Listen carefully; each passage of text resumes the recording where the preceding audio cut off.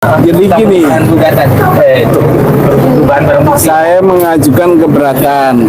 Majelis Hakim mencatat apa keberatannya karena tergugat 2 KPU merubah pendidikan akhir.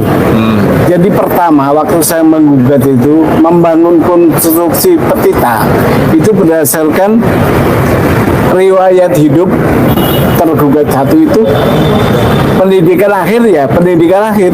Ini buktinya.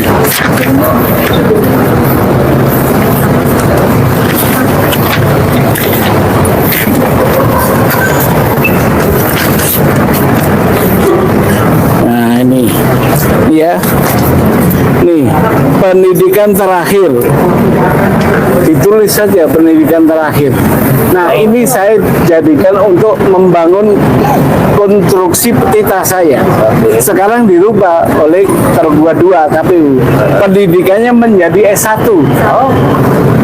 Nah itu ya. Perubahannya sejak kapan Pak? Bapak ngehnya itu?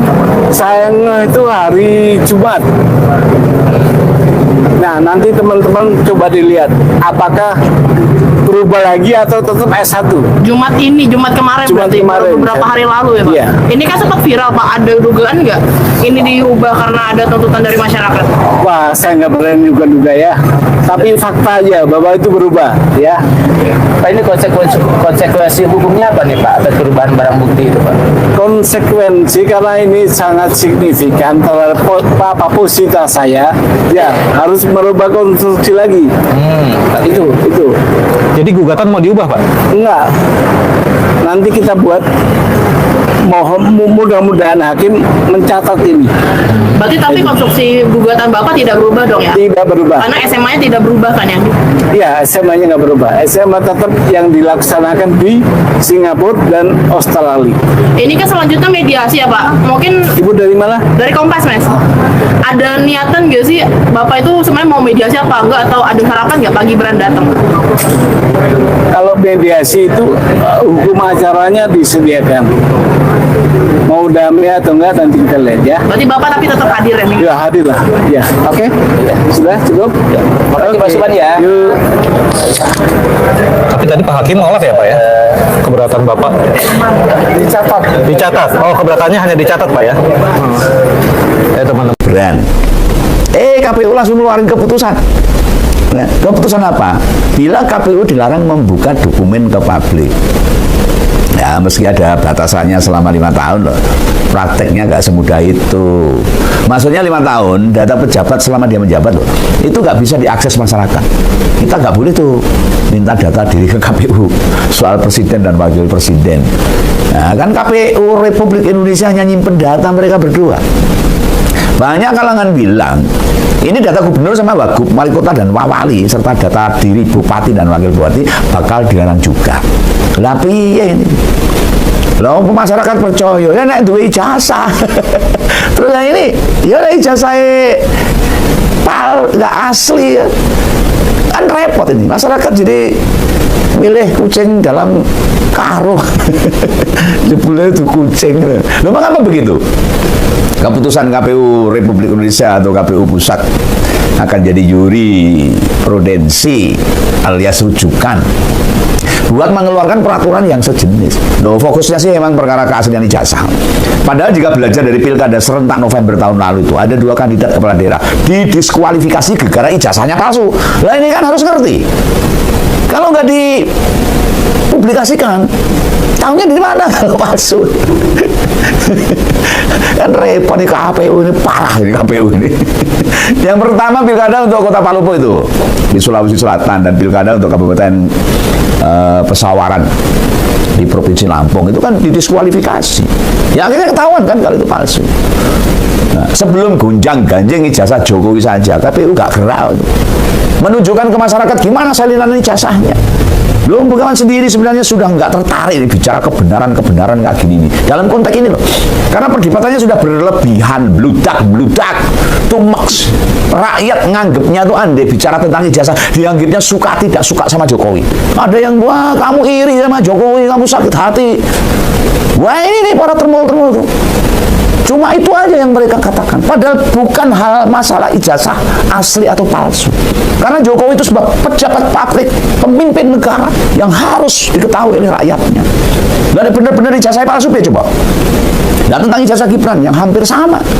Orang mempertanyakan keaslian dokumen sama rekam jejak pendidikannya. Itu wajar masyarakat menanyakan itu. Loh, kamu tuh digaji sama pajak rakyat. Rakyat pengen tahu ini ijazah tenan apa ora toh. Lah kok kemana-mana manuvernya Jokowi kemana-mana. Yang akhirnya membawa korban banyak masyarakat.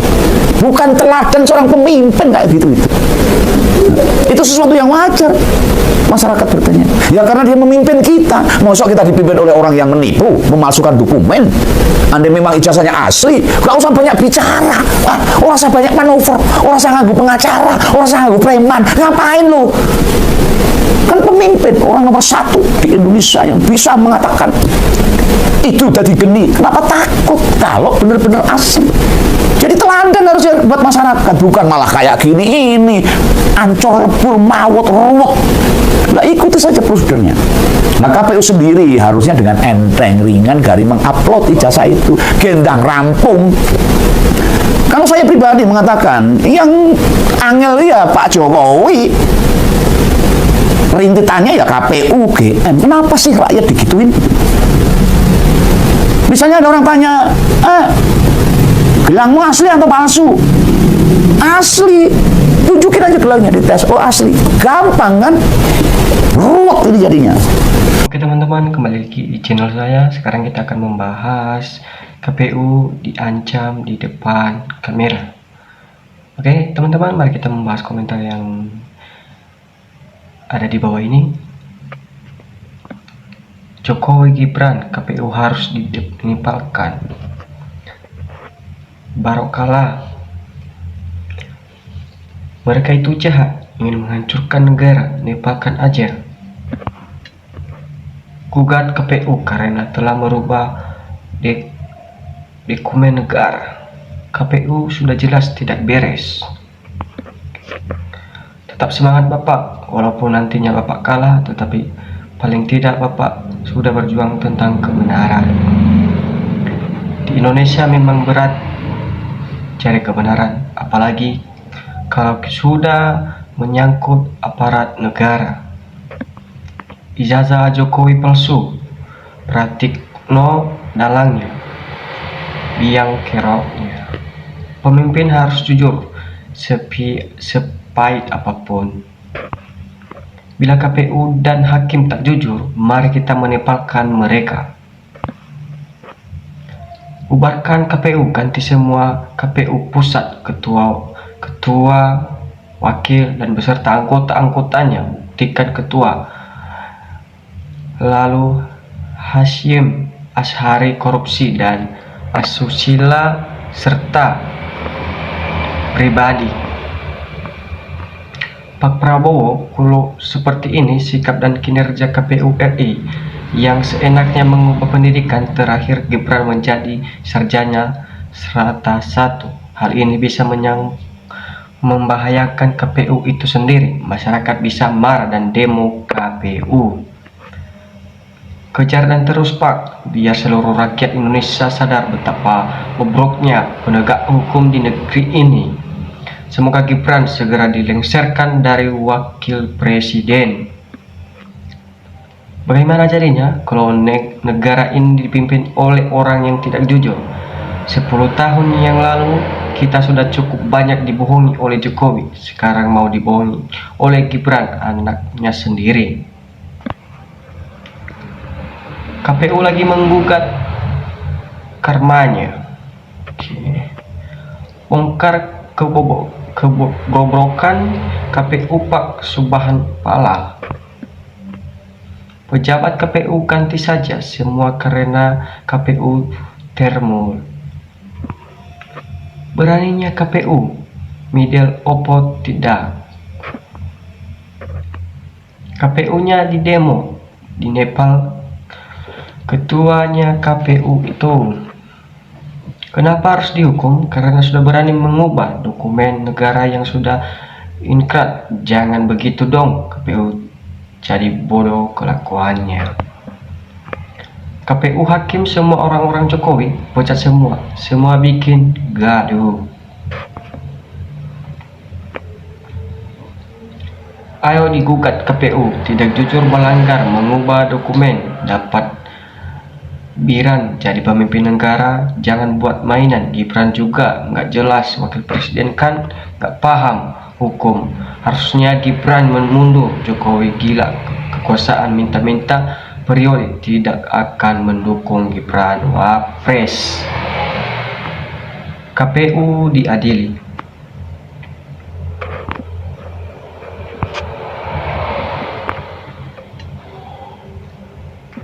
Maju terus para pejuang kebenaran. KPU jangan pakai peci kalau mau bohong hanya untuk kebohongan keluarga Mulyono. KPU memang kotor gara-gara Jokowi.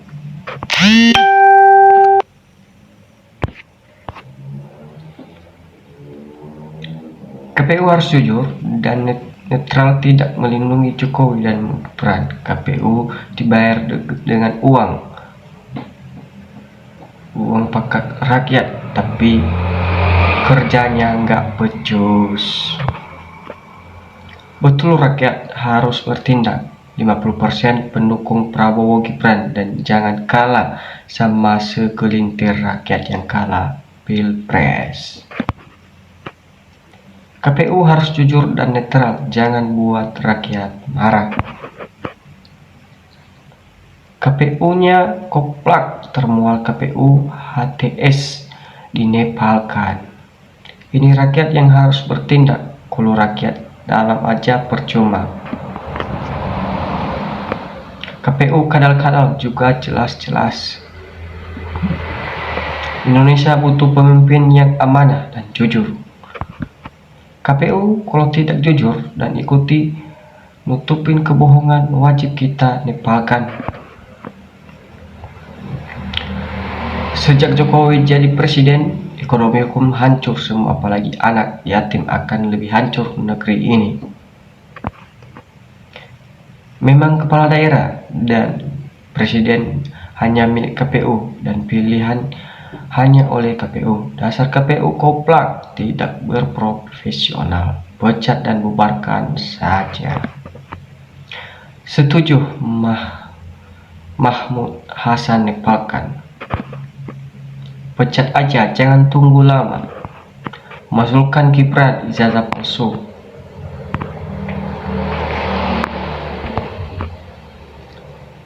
Turunan ngapusi. Di Indonesia cari orang jujur sulit, tapi kalau orang pandai banyak. Negara Indonesia diacak-acak oleh geng Solo. Semua link kehidupan, kebangsaan dan bernegara di Indonesia hancur gara-gara geng Solo.